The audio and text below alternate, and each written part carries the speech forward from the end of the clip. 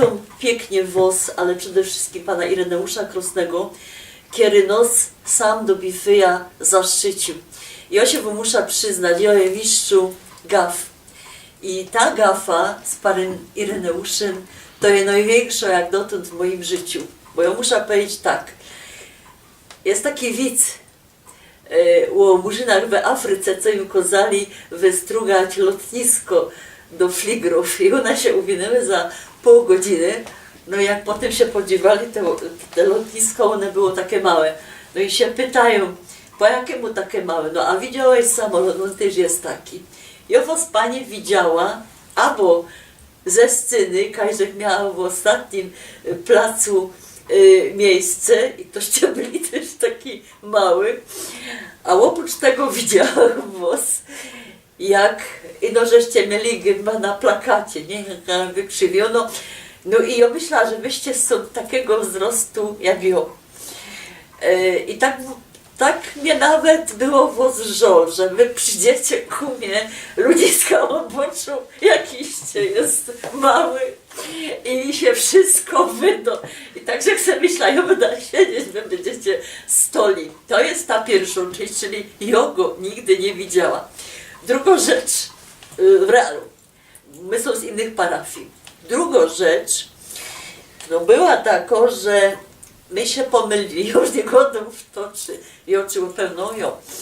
I ja myślałam, że on przyjdzie we środę, a pan Krosny przyszedł we wtorek. I ten wtorek niestety był tym zonkiem. Otóż ja rano, to znaczy wiecie, rano to jest dla mnie noc, ja rano śpia i dostałam z DHL-u SMS-a, że przyjdzie kurier z paczką o 12, a rozchodziło się o takie instrumenty, to są krowie dzwonki, ale to jest instrument. I ja się pomyślała, fajnie, fajnie, pan ten DHL-owiec przyjdzie o 12, to ja się legna spać. Śpia w takim topie, mam włosy rozpuszczone i jeszcze do tego spania ja pora tygodni temu dostała implant ząb, a on mi się kiwojoczego wyciągła, żeby się nim nie zadłowić. I także poszła. No i o pół 11 jest dzwonek. Ja się budzę i patrzę, jest pół 11 dopiero, nie, ten DHL przyszedł zawczas.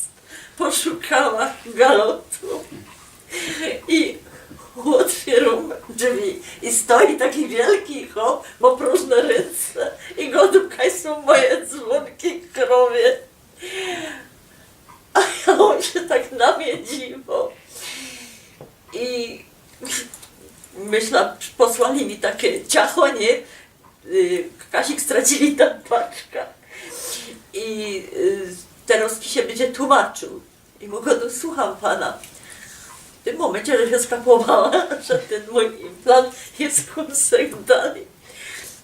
A mi godą, ja na wywiad. Ja mówię, Ronia, jaki wywiad? Jaki wywiad?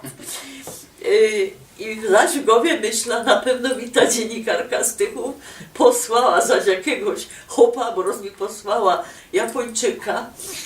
I teraz wszystkie myślą, że ten Roberto kupują Japończyki, bo Stynia z nim godał. A pan mi padł z internetu. No jeszcze gorzej.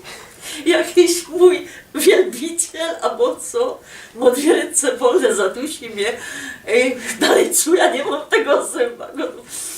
Proszę poczekać, zapraszam dalej i do tego zęba poszukać. Żeby się go wrazić i się myślę, że się kot z nim nie bawił, ale nie, wsadziłam go. No i jak pan Krosny sam przyszedł i go, no, ale ja byłem umówiony na dzisiaj, to ja się myślałam, że to jest Krosny.